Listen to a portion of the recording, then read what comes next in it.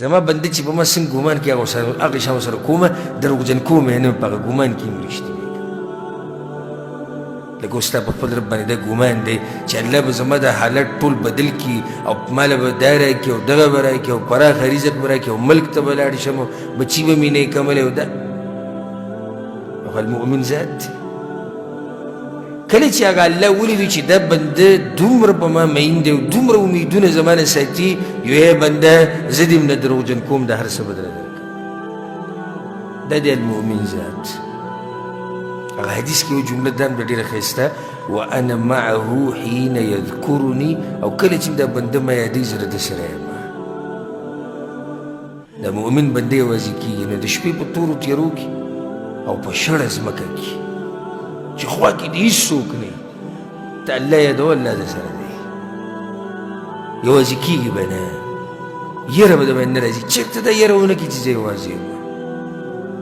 موږ سره څوک دی عرش والا رب دی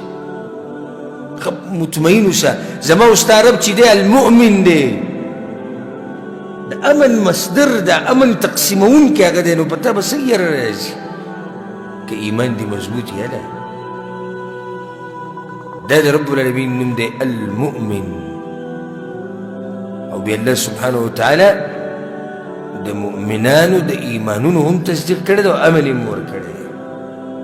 د دې نوم فایده دا ده د خپل رب په وعدو او په لوزونو باندې به دې زړه ښه مطمئن شي ولې الله المؤمن دی امن ورکوونکی دی په دنیا کې هم په آخرت کې هم په قبر کې هم برزخ کې هم نو دی به وایي چې او الله به د هر څه چې څه وعدې کړي دا به ماله راکوي یره به دې ختمه شي خپل رب دا نوم چې سړی واوري المؤمن نو زړه مطمئن شي نو بله فایده دې راوته چې امن صرف د چا نه غواړه الله نه نو بله فایده دې دا راوته چې د هغه رب سره دې رابطه نه وي نو بیا امن د څه شي ته غواړي که بچیان دي که وزیران دي او که حاکمان دي او که هر څوک دي ټول دي دا خبره یاده کړي او زده دي کړي که په ملک کې امن راولي که په علاقه کې امن راولي که په کور کې امن راولي که په معاشره کې امن راولي چې څو پورې هغه امن تقسیمونکی ذات دې نه راضي کړی نو ستا په ملک کې هم امن نه راځي ستا په کور کې هم امن نه راځي ستا په معاشره کې هم امن نه راځي ستا په هېڅ شي کې امن نه راځي ځکه چې هغه امن ورکوونکی ذات تا نه خفه دی ډېر خلک منډې وي په امن پسې او هغه امن ورکوونکی چې دی هغه ترې راضي نه دی نو کوم ځای نه به ته د امن میلاو شي امن دا په دې راځي چې ته هغه مؤمن ذات راضي کړې المؤمن یو فایده دې نه دا راوته رب العالمین امن ورکوونکی دی که نه نو چې کله تا د الله دا صفت واورېدو نو بیا یو طریقه یې زده کړه هغه طریقه دا ده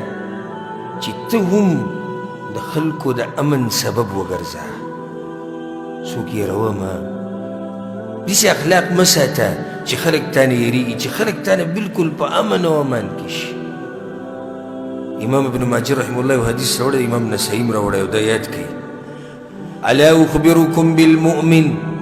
پیغمبر صلی الله علیه وسلم وایي صحیح مؤمن درته ونه ښیم موږ تاسو کې هر سړی صحیح مؤمن جوړېدو غواړي که نه واورئ صحابه کرام یا رسول الله خیرات من امنه الناس على اموالهم وانفسهم مؤمن هغه دی چې خلک په خپلو مالونو باندې او په خپلو ځانونو باندې ښه په امن کې دي د ده د طرف نه نه هېرېږي چې دا سړی به زما نه غلا وکړي نه هېرېږي چې دا سړی به ماله دوکه راکړي نه هېرېږي چې دا سړی به زما نه مال وخوري نه هېرېږي چې دا سړی به ماله ګزار راکړي نه هېرېږي چې دا سړی به ما مړ کړي نه هېرېږي چې دا سړی به زما کور ته راووړي ځکه چې هلته هغه سړی مؤمن دی